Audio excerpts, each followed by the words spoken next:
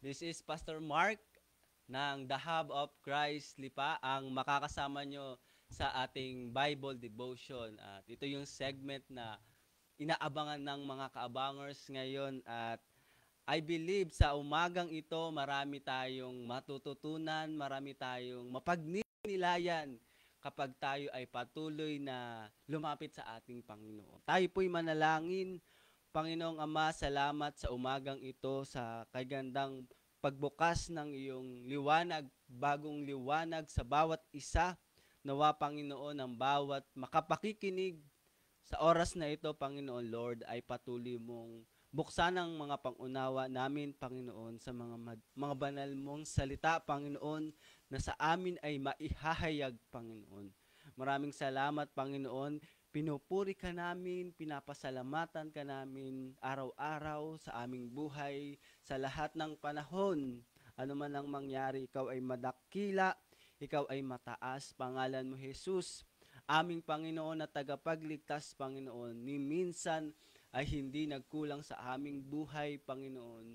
Maraming salamat sa umagang ito. Sa pangalan ni Jesus, lahat ay magsabi ng Amen. Good morning sa lahat sa iba't ibang dako sa buong mundo. Hindi lang dito sa Pilipinas, sa mga nanonood sa ating daily live sharing. Maaari po ba kayong mag-comment, sabihin natin magandang araw, magandang umaga o kaya magandang gabi, anumang oras sa inyong lugar, tayo po ay magbatian muna. Yan, bumabati sina Ate Digna, Ate Flor, Ate Emerald. Maraming salamat.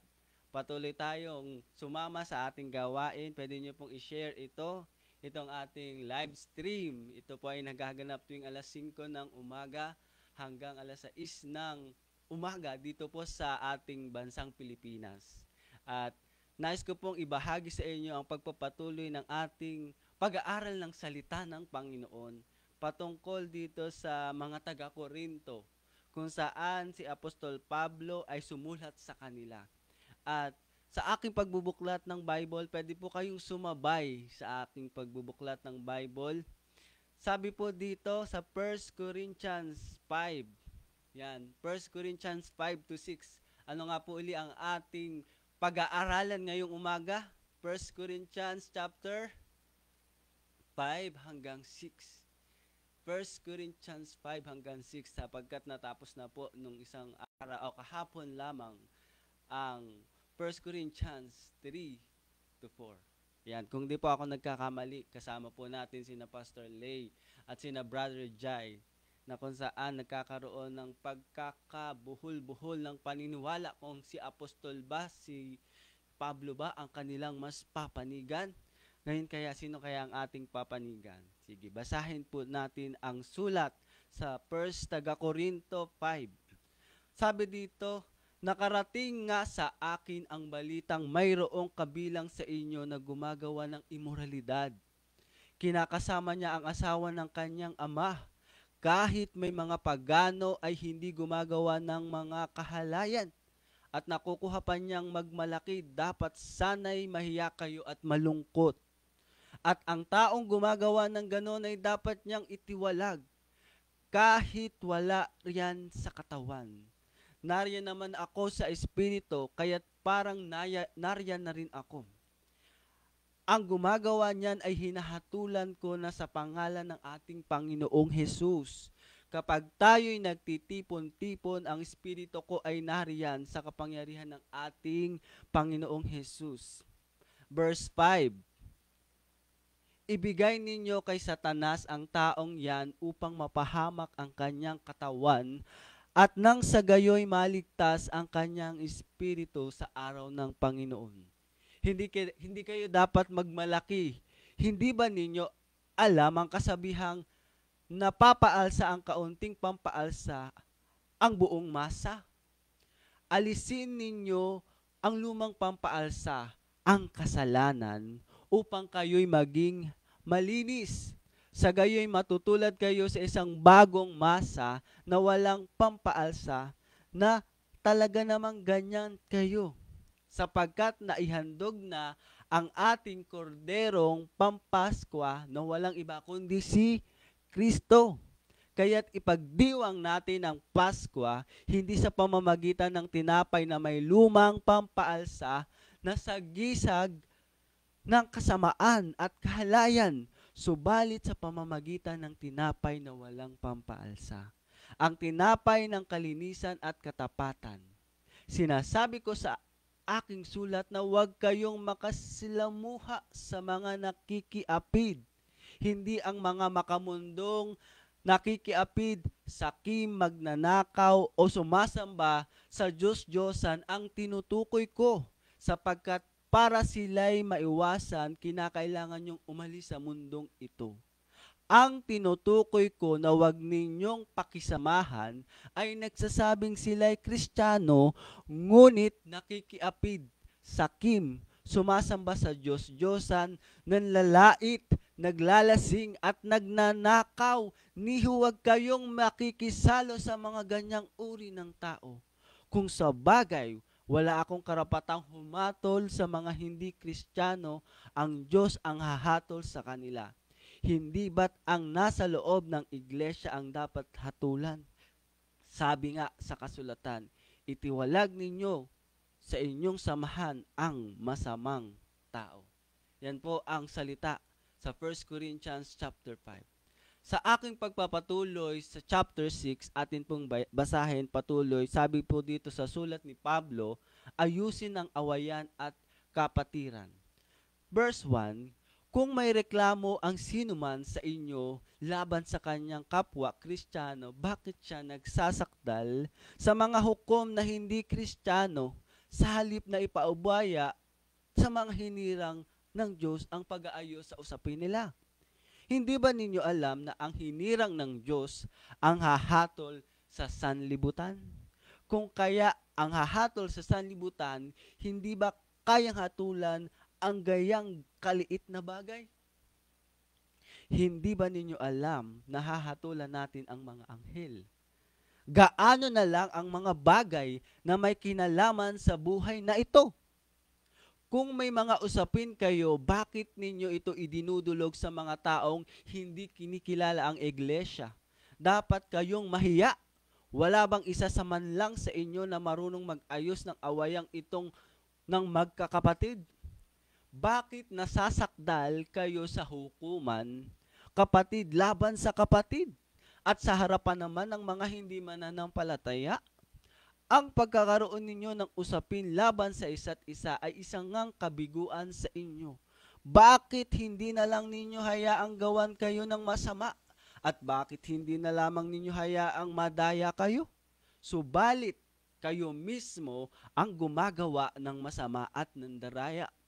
Kahit nasa sarili ninyong mga kapatid sa pananampalataya, hindi ba ninyo alam ang mga kasalanan ay walang bahagi sa kaharian ng Diyos? Hindi ba ninyo alam na ang mga makasalanan ay walang bahagi sa kaharian ng Diyos? Huwag ninyong dayain ang inyong sarili. Ang nakikiapid, sumasamba sa Diyos-Diyosan, nangangalunya, nakikipagtalik sa kapwa lalaki at babae, nagnanakaw, sakim, naglalasing, nanlalait ng kapwa, nandaraya, walang bahagi sa kaharian ng Diyos. Ganyan ang ilan sa inyo noon. Subalit kayo'y pinatawad na sa mga kasalanan at ginawa na kayong banal ng Diyos. Pinawalang sala na rin kayo sa pangalan ng Panginoong Hesus at sa pamamagitan ng Espiritu ng ating Diyos.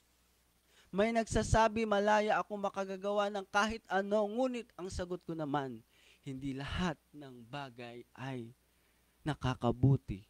Maaari ring sabihin, maaaring gumagawa ng kahit ano, ngunit hindi magpapaalipin sa anumang bagay. Sasabihin naman ng iba, ang mga pagkain ay para sa tiyan at ang tiyan ay para sa pagkain. Totoo yan. Ngunit parehong sisirain ng Diyos ang mga ito. Ang katawan ay hindi para sa pakikiapid, sapagkat ito ay para sa paglilingkod sa Panginoon, at ang Panginoon naman ang nag-aalaga sa katawan. Muling binuhay ng Diyos si Jesucristo at tayo man ay muling bubuhayin sa pamamagitan ng kanyang kapangyarihan. Hindi ba ninyo alam na ang inyong mga katawan ay mga bahagi ng katawan ni Kristo? Kukunin ko ba ang bahagi ng katawan kung upang maging bahagi ng katawan ng isang babaeng nagbebenta ng aliw? Hinding-hindi. Hindi ba ninyo alam na nagiging isa ang katawan ng bayarang babae at nakikipagtalik sa kanya? Sapagkat sinasabi sa kasulatan, ang dalawa'y nagiging isa. Ang nakikipag-isa sa Panginoon ay nagiging kaisa sa Espiritu. Huwag kayong makiapid. Ang ibang kasalanang nagagawa ng tao ay hindi nakakaapekto sa kanyang katawan. Ngunit ang nakikiapid, nagkakasala laban sa kanyang katawan. Hindi ba ninyo alam na ang inyong katawan ay templo at templo ng Espiritu Santo na nasa inyo at ipinagkaloob ng Diyos sa inyo? Hindi na ninyo pag-aari ang inyong katawan sapagkat binili na ito sa isang halaga. Kaya't gamitin ang inyong katawan upang parangalan ang Diyos. Wow. Salamat sa paalala, sa reminder, sa salita ng Panginoon. Tayo po'y manalangin, Panginoon. Salamat. Salamat sa umagang ito. Salamat sa iyong pagsama. Salamat, Panginoon. Salamat sa kapangyarihan mo. Salamat sa banal na Espiritu Santo. Bukas na bukas ang aming mga puso, ang aming mga buhay, mapagnilayan ang iyong salita. Sa pangalan ni Jesus, Amen. Amen. Yan po ang ating binasa sa salita ng Panginoon sa 1 Corinthians chapter 5 hanggang chapter 6. Magandang umaga po sa inyong lahat. Yan. Amen. Salamat sa salita ng Diyos. Sabi ni Ate Emerald. At sabi naman ni Ate Marisa Nunez, watching from Tanawan. See you, Ate Marisa. Sabi naman ni Ate Shoni, Amen. Ate Carol, Amen. Amen talaga tayo sa salita ng Diyos.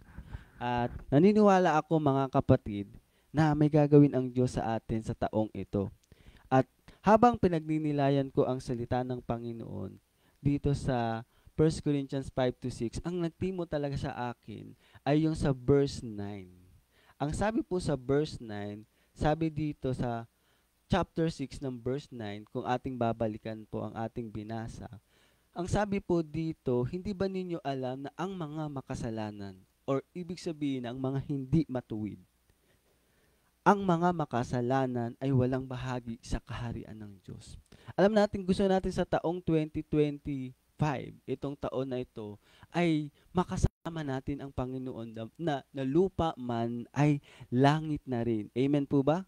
Sabihin nga natin sa salita ng sa ating comment box diyan, lupa man ay langit na rin.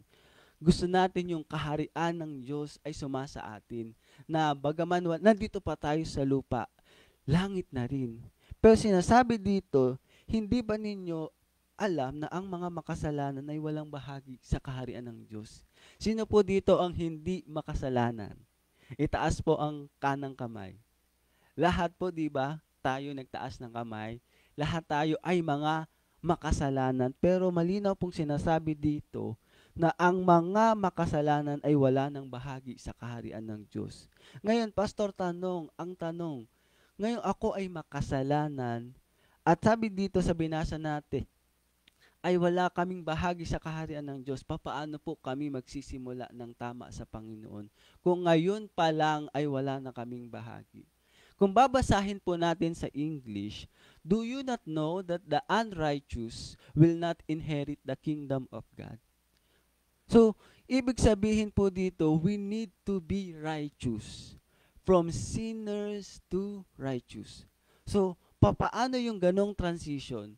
Yung transition na yun na ating pag-aaralan dito sa salita ng Panginoon, kailangan po nating mas lalong mabuksan ang ating pangunawa na itong sinasabing unrighteous, yung kabaligtaran ng unrighteous, di ba? Yung antonym ng unrighteous ay, ano po ang sagot?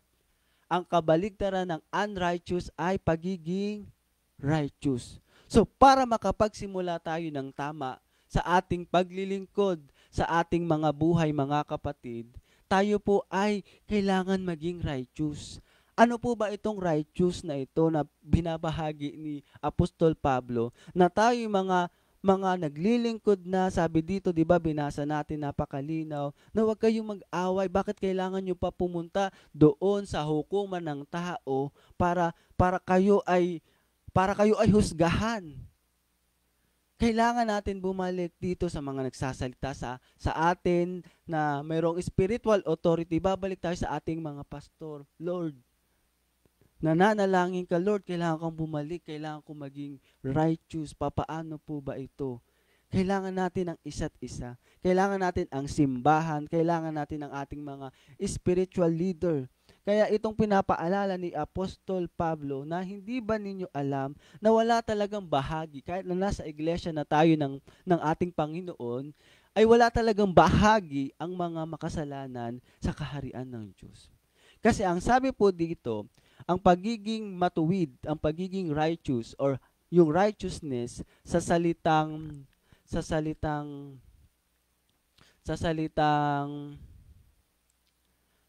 Zacchaeus, Dikakeos, yan po yung keyword ng righteous ay yung Zacchaeus. Kung makikita nyo meron ako dito, PowerPoint, pero hindi ko lang po ma-share. Pero ang Zacchaeus, sabi po dito, is walking in the way of righteousness, equivalent to an upright or righteous man. So, ibig sabihin, perfectly conform talaga itong taong ito sa lahat ng requirements ng batas. So, walang kahit isa. So, pagiging upright person, mga kapatid, ito yung righteousness, yung nakasunod siya sa batas. Nakasunod siya na kahit isang batas wala siyang nasunod. Ibig sabihin, may konting batas, maliit man ito, ay ibig sabihin, unrighteous na siya. Sino dito ang kahit minsan ay hindi pa nagsinungaling? Kahit minsan ay hindi pa nakapang, 'di ba, lalo mga bata, 'di ba?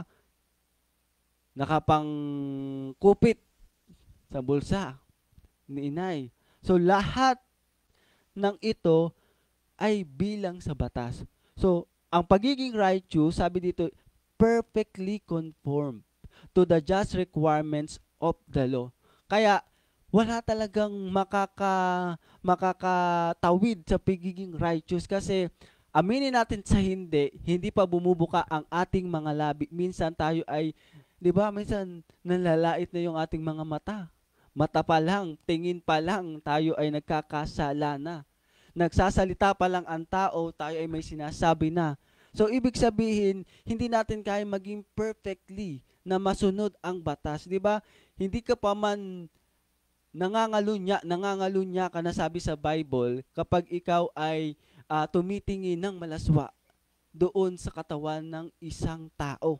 So, ibig sabihin, itong sinasabi ni Apostol Pablo kanina, hindi lang to sa mata, kundi totoong nangyayari sa ating mga kapatiran. So, nakakalungkot. At ano pa ang kasunod ng pagiging righteous, di ba? Yung tinatawag na from righteousness to holiness. So, kung gusto talaga nating makapasok sa kaharian ng Panginoon sa taong 2025, let's start right. At ang pagiging right ay kailangan maging matuwid at patungo ito sa ating kabanalan.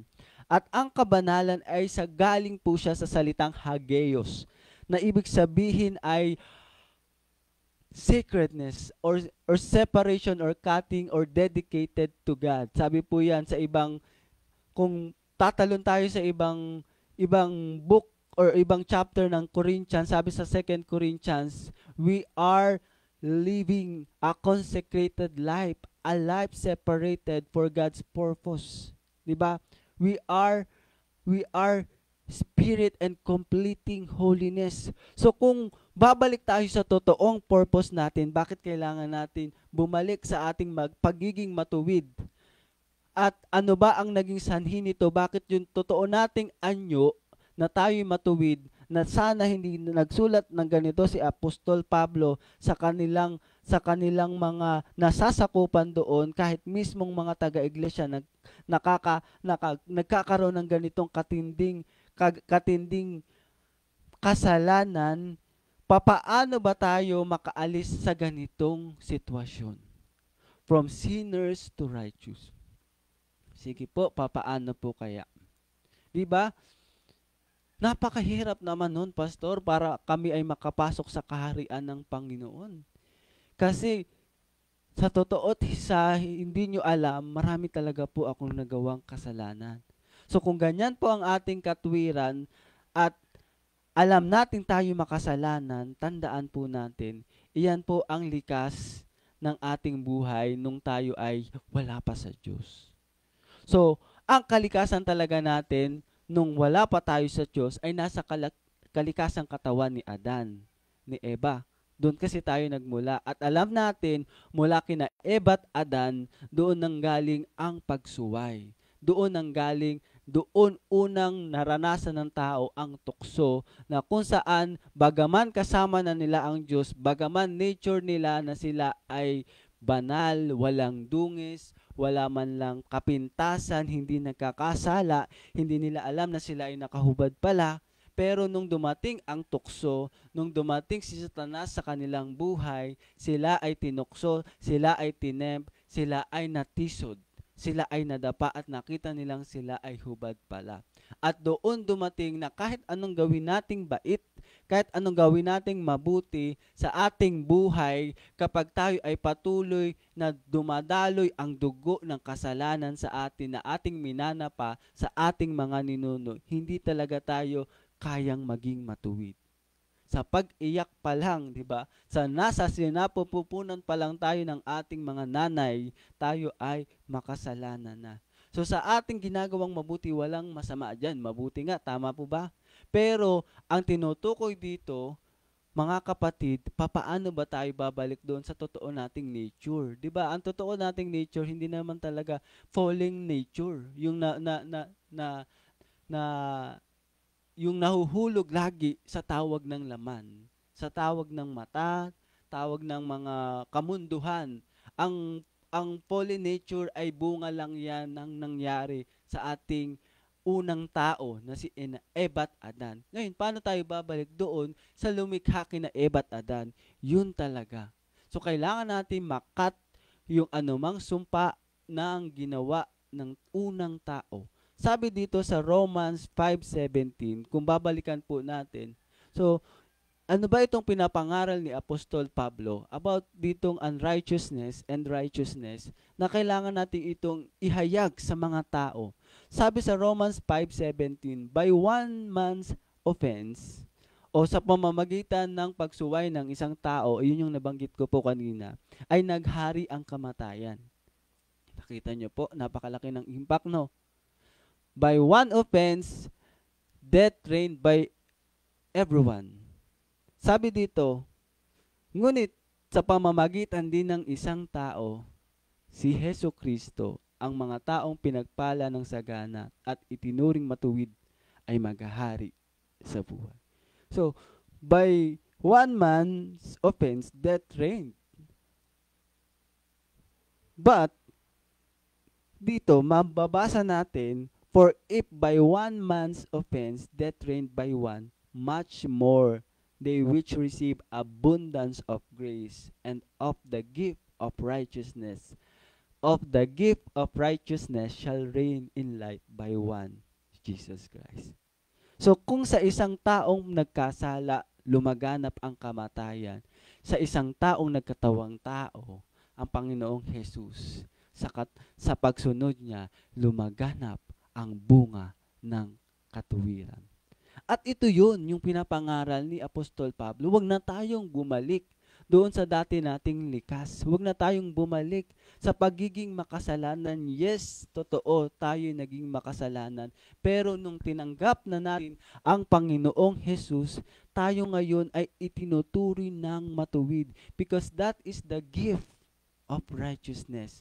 At walang ibang makikipagbigay ng regalo na yan ay kundi lamang sa isang Diyos na nagkatawang tao na hindi nabahiran, di ba? Pagiging righteous sa binasa natin sa salitang Dikaios, sorry. Sa salitang Dikaios ay pagiging upright na walang kahit isang batas na nasuway. At ito ay nagawa lang ng ating Panginoong Jesus.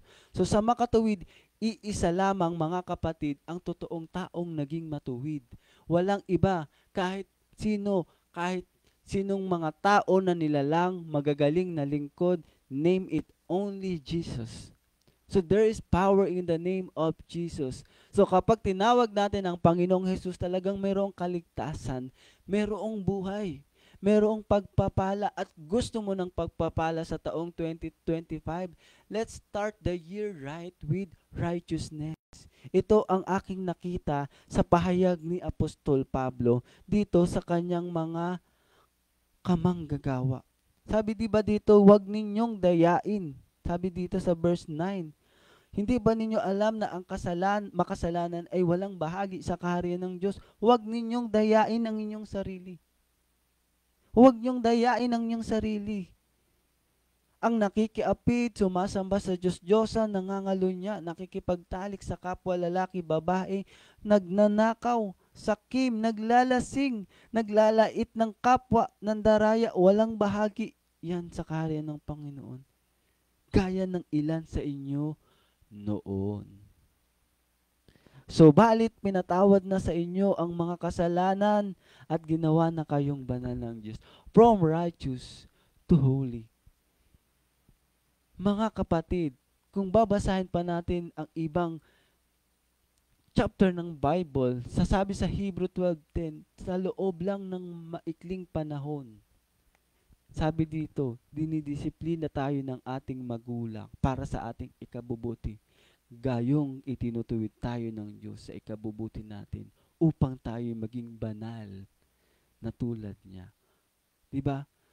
Kapag alam natin na tayo gumagawa ng ganyan at tayo ay nakakarinig ng pangaral, tayo itinutuwid ng Panginoon. Kasi kung hindi tayo tinutuwid, hindi tayo dinidisiplina, hindi tayo anak. Diba binanggit ni Pablo, sabi dito, tayo ay tinubos na. Tayo pinatawad na, sabi sa verse 11 ng 1 Corinthians 6. Subalit kayo'y pinatawad na at ginawa na kayong banal ng Diyos.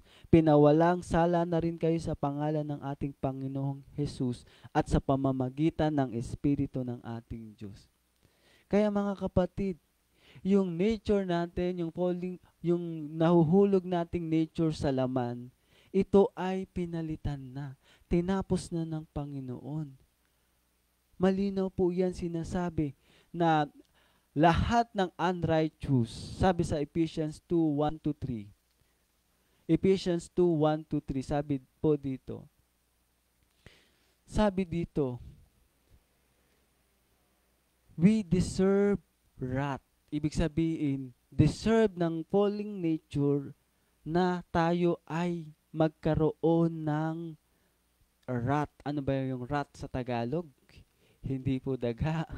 Ang wrath po sa Tagalog, sabi sa Bible, itong deserving wrath, ito yung galit. Ito yung parusa. At ang parusang ito ay talagang makamandag, nakamamatay because it will lead us to spiritual death. Na mawawala talaga sa atin ng Diyos. Wala tayo sa piling ng Diyos dahil ito sa pagsuway. 'Di ba? Bad news. Kung may bad news, meron pong good news. At ito yung pinapaalala ni Apostol Pablo sa atin. Mula nung naka-encounter siya doon sa lugar ng Damasco, papunta doon sa libro ng Acts, nakita nyo po, ikinulong siya sa lahat ng lugar na kung saan siya mapunta. Maraming nako-convert, maraming gumagaling, maraming lumalaya, nadideliver, nare-revive. At pagdating dito sa lugar ng Corinto, ito yung sinasabi niya. Ito na ang tinanggap natin, yung bunga ng katuwiran. Huwag na tayong bumalik pa sa ating falling nature. Hindi na tayo pwedeng bumalik doon, di ba? Hinawi na ang pulang dagat, huwag ka nang bumalik. Pag lumangoy ka pabalik, malulunod ka, mamamatay ka. Kaya kapatid, kung nasa liwanag ka na, huwag mo nang pilitin ang sarili mong bumalik doon sa dilim. Kung nasaan ang liwanag, tayo maglakbay. Ito yung sinasabi ng salita ng Panginoon sa Philippians 1:10-11 na itong fruit of the righteous. Diba? Fruit of the righteous. Meron pang fruit of the Spirit, 'di ba? Sa Galatians 5:21-22. Itong fruit of the righteous, tinanggap na natin ito.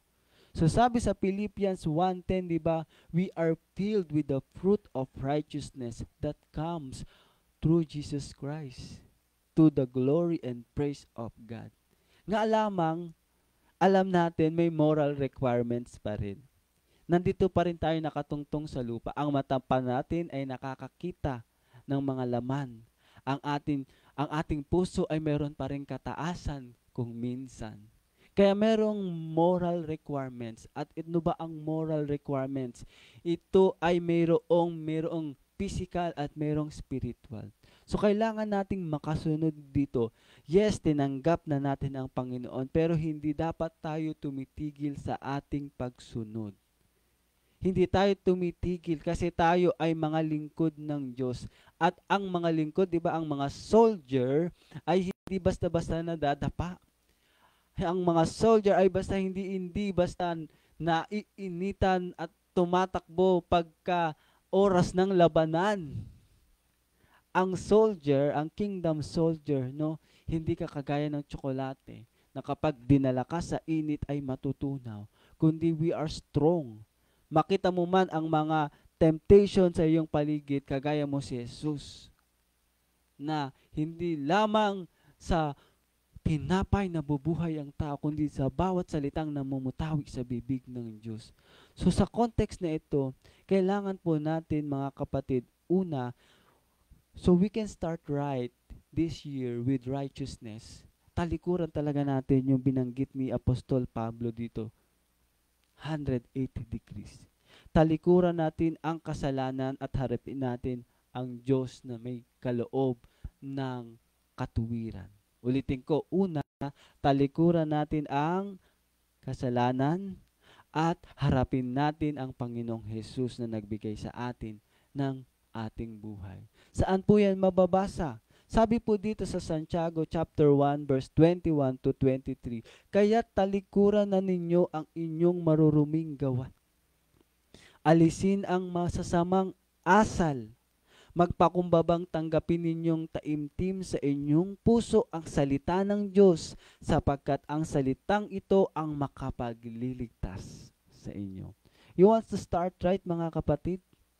Talikuran natin ang kasalanan. Hindi yung tatalikod, titingin ulit. Hindi yung tatalikod, kikindot-kindot ulit. Wala ka nang babalikan pag sinabing talikuran. Sabi pa dito, sapagkat, sabi sa verse 23 ng James 1, verse 23, sapagkat ang nakikinig ng salita, ngunit hindi sumusunod dito ay katulad ng isang taong tumingin sa salamin at katapos tingnang mabuti ang sarili, ay umalis at kinalimutan ang kanyang itsura. Hindi tayo ganun, mga kapatid. Kapag sinabing tinalikuran mo na, tinalikuran mo na. Amen. Tinalikuran na natin yan. At ang kaharap na natin ay ang ating Panginoong Hesus.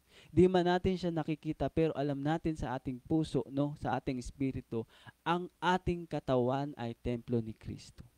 Di ba sabi ng ating binasa kanina, hindi nyo ba alam na ang inyong katawan, sabi sa verse 15 ng 1 Corinthians 6, hindi ba ninyo alam ang inyong katawan ay bahagi na ng katawan ni Kristo? Kukunin ko ba ang bahagi ng katawan ni Kristo upang gawing bahagi ng katawan ng isang babaeng nagbebenta ng aliw? Di ba hindi?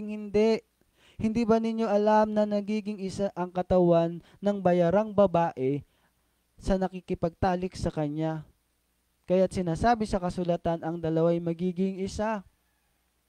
Pero dito, mga kapatid, kapag tinalikuran na natin ang kasalanan at tayo nakipag-isa na sa Panginoong Hesus. Ang nakikipag-isa sa Panginoon, sabi sa verse 17, ay nagiging kaisa niya ang Espiritu. Kaya sabi sa verse 18, talikuran nyo na yan, huwag kayong makiapid. Ang iba pang kasalanan ng gagawa ng tao hindi nakaka-epekto, ngunit ang nakikaapid sa mga makamundong bagay ay laban sa sarili niyang katawan. Hindi pa ba tayo mag-aayos? Meron nang naging matuwid sa atin para tayo ay maging matuwid sa harapan ng Diyos. Hindi ka na mamamatay, may choice ka na. Dati wala tayong choice. Tama po ba? Dati wala tayong choice. Pero tingnan mo, dahil mayroong namili, may isang Diyos na hinubad ang kanyang mga katangian, siya ay mayroong omnipotence, meron siyang omniscience, meron siyang omnipresence. God has power, is limitless, He can do anything. God knows everything, including our thoughts, our words, and action. God is always present and nothing can separate Him from us. He put up all these things para meron tayong maisuot. Meron ka ng choice na isuot ang regalo ng katuwiran. Meron ka ng choice, isuot ang buhay. Meron ka ng pag-asa, meron ka ng kagalingan, meron ka ng buhay, meron ka ng blessing. And it is our choice now kung tayo ba ay magsisimula ng tama sa taong 2025 kasama ang katuwiran ng Diyos. Because God put off everything that we may have to put on. And that is righteousness. Amen. Siya ay natukso. Siya ay nagkatawang tao. Siya ay nagkaroon din ng katawang nagugutom, pinagpapawisan, nanghihina. Siya ay tinempt nung nagtempt na Satanas sa unang tao, di ba? Si Eva at Adan ay same na nagtempt doon sa Panginoong Jesus. Ngunit sa pagkakataong to, lumaban ng patas ang Diyos. Lumaban siya ng patas para tayo ay masagip sa ating kinalalagyan. Kaya sa taong ito, mapuno tayo ng kagalakan sapagkat alam natin sa taong ito, 2025, tayo ay pwede nang tumalikod sa kasalanan. Wala na yung fallen nature. Nasa Panginoong Jesus na tayo. Sabi sa John 15:10, tulad ko, tinupad ko ang mga utos ng aking Ama. Sabi niya dito sa salita ng Panginoon. Kaya sabi sa John 15:11, malubos ang inyong kagalakan sapagkat nasunod niya ang lahat. Ni isa walang hindi siya nasunod na kalooban na pagsunod ng Panginoong Hesus. Kaya we have a choice. We have a choice. Hindi ladies' choice. Hindi si Kristi, kundi si Kristo na ang ating piliin sapagkat sa taong 2025, ang pangako ng Diyos, me and my household will serve the Lord. Hallelujah! Taong 2024, iwanan na natin ang mga makamundong mga bagay na binanggit ni Apostol Pablo na ito. At kung alam mo, at meron kang kakilala na ganito, ihayag natin ang mabuting balita, hindi ang masamang balita, kundi ang mabuting balita sa Romans 10:11 that anyone who believes in Him will never be put to shame. Hindi mapapahiya ang sino mang maniniwala. Ang sino mang magtitiwala sa ating Panginoon ay mayroong masusumpungang buhay. Walang sino mang sumampalataya sa Kanya ang mapahihiya. Sinong mapahiya sa Diyos? Wala, kung binigay na niya ang lahat. Binigay niya na. Sabi pa dito sa Romans 10:9-10, kung ipapahayag ng inyong mga labi na si Jesus ay Panginoon. Diba? Maniniwala ka lang at buong puso kang sasampalataya na siya'y muling binuhay ng Diyos, maliligtas ka. Gusto mong maligtas ang iyong buong sambahayan, just believe Jesus is your Lord. Yan. Papasok tayo dyan. Kung tayo mayroong Panginoong Hesus, meron tayong tinalikurang kasalanan, hinarap natin ang Panginoong Hesus at sinasabi natin, ipinapahayag natin sa ating labi na si Jesus ay Panginoon. Ibig sabihin, tayo ay willing maging alagad ng Panginoon. Willing maging tagapaglingkod ng Panginoon. Willing tayong magsakripisyo.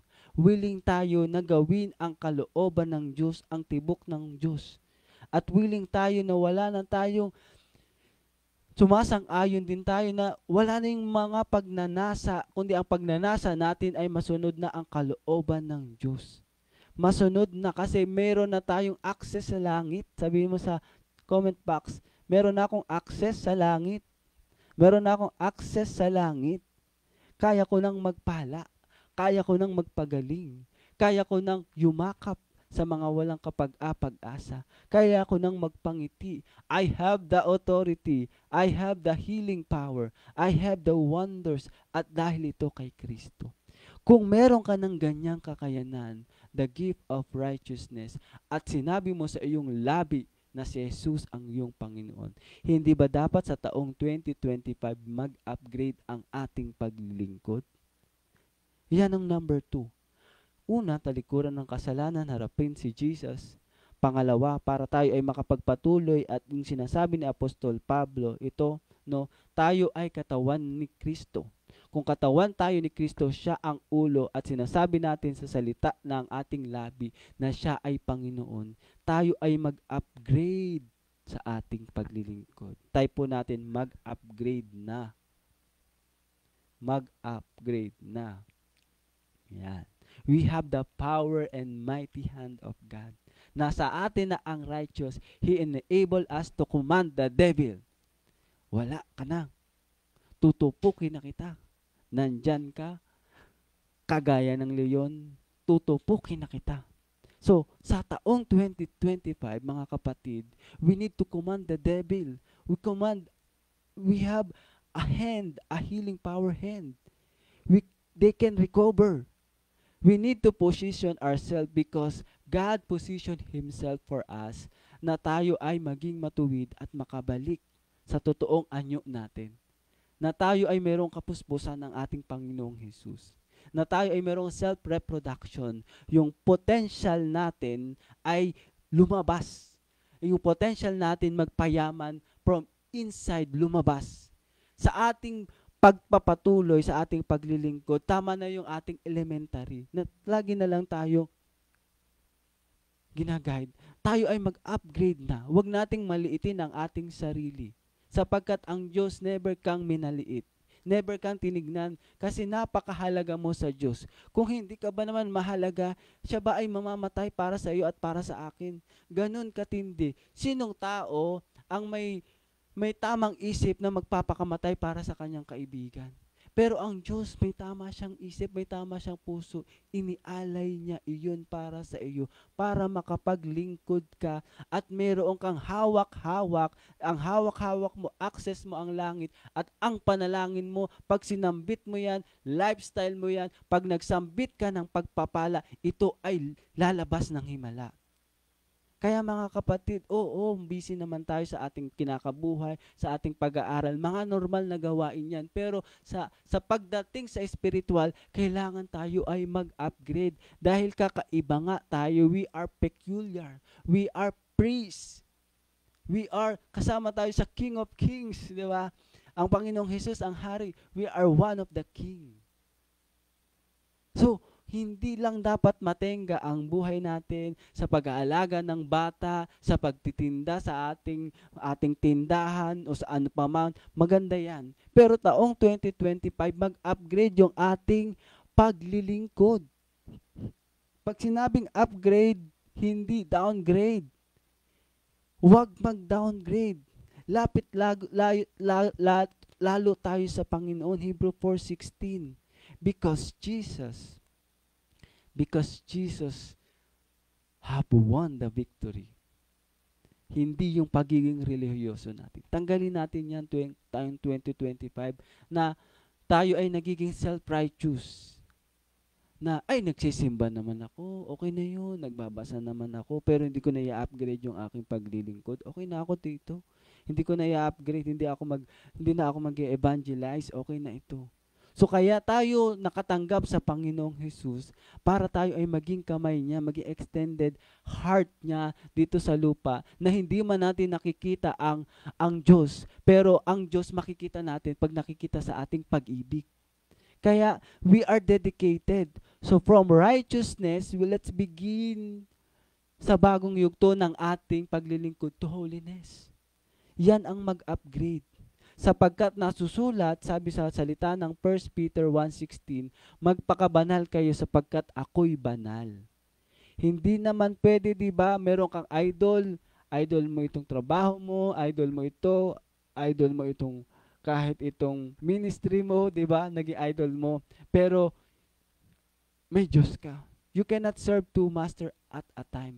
We need to upgrade yung ating pagiging banal. Kailangan natin from righteousness, let's begin ourselves ma-dedicate, ma-cut away, ma-separate, ma-consecrate, na dumating tayo sa ating condition na ang puso natin, di ba? Holiness. Holiness is the condition of the heart. Put God is the highest authority. Siya lang ang final say. Sino ba ang final say sa buhay mo? Ang apo mo ba? Ang anak mo ba? Ang asawa mo ba? O, sino ang final say sa iyong buhay? Yes, may say sila, may puwang sila. Pero ang final say, pag dumating tayo sa upgrading ng ating paglilingkod, laging ang final say ay ang Diyos. Sabi dito sa James 2:1, 21-21, you receive the word implanted which is able to save your soul. Mapagpakumbaka, bakang tanggapin ang salitang itinanim sa iyong puso at ito'y may kakayanang magligtas sa iyo. Diba? Mapagpakumbaba, puno ng kataasan ni Jesus at tayo nagpapakumbaba. Puno ng kabanalan ng Panginoong Jesus. Diba? Mga kapatid, sa taong 2020, espasyo ng Panginoon, i-upgrade natin.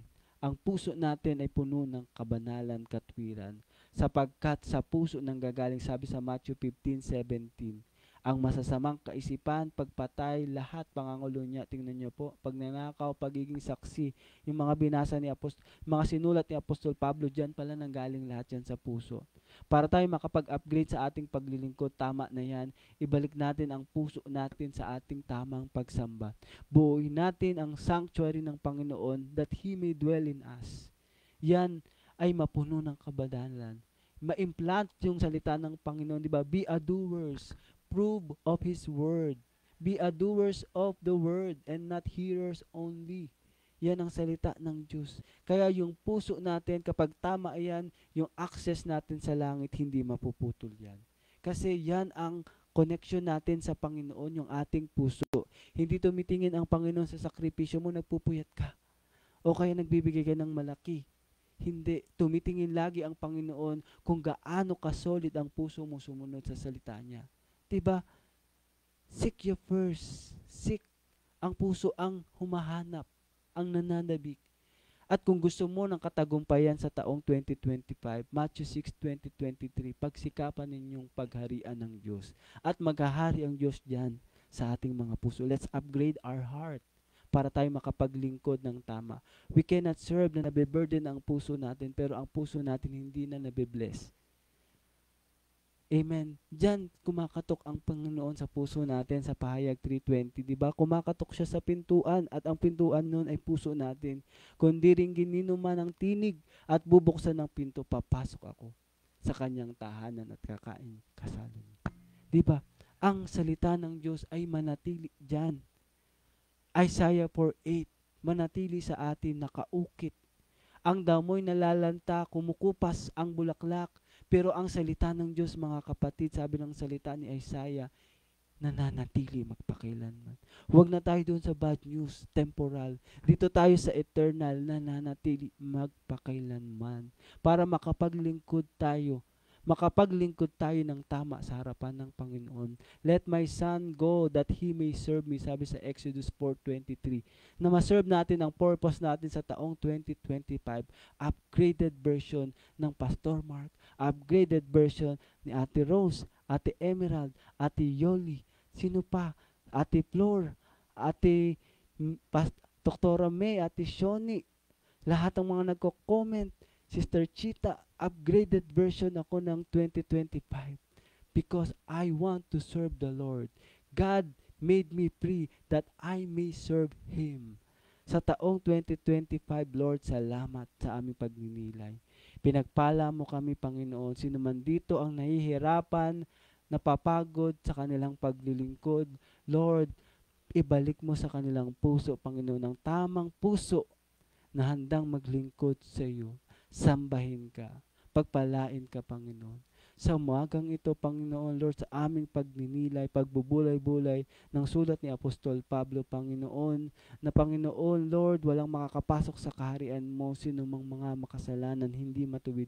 Ngayon may access na kami sa langit sapagkat naging matuwid ka dito sa lupa, Panginoon, para kami, Panginoon, sa langit ay magkaroon ng puwang, Panginoon. Salamat, Panginoon, habang wala pa kami doon sa totoong bahay namin, sa totoong lugar namin, kami ay citizens of heaven, Panginoon, dito sa lupa, Panginoon, Lord. Kagaya ng sa langit, kami maglilingkod, kami sasamba sa iyo, Lord. Kung mayroon mang hinanakit, Panginoon, galit, puot dito, Lord, sa aming mga puso, Lord, aming itong dinudulog sa umagang ito, Panginoon. Kung mayroon dito may matinding karamdaman, din niya alam kung paano mag-serve, Panginoon, na nahipo mo sa umagang ito, Panginoon, Lord, ito'y lumaganap, ito'y magbunga, Panginoon, ng 2, 3, 5, 100, Panginoon, Lord. Ang mga kamay na aming mahawakan, ang mga paa na aming matuntungan, Panginoon, ay lalago, Panginoon. Salamat sa buhay, salamat sa hininga mo, Lord. We praise you, we exalt your name, Jesus, Lord. We worship you, we adore you, Panginoon. Hindi ka nagkukulang, hindi ka nagbabago noon, ngayon, at magpakailanman. Purihin ka, Panginoong Jesus. Sambahin ang ngalan mo. In Jesus' name we pray. Everyone says, Amen. Magandang umaga. Muli, ako po ang inyong lingkod, si Pastor Mark, nagsasabing, kung hindi ikaw, sino? Kung hindi ngayon, kailan? Maglingkod na tayo sa pangalan ni Jesus. At see you ulit bukas sa ating daily devotion dito lamang po sa Daily Life Sharing. God bless.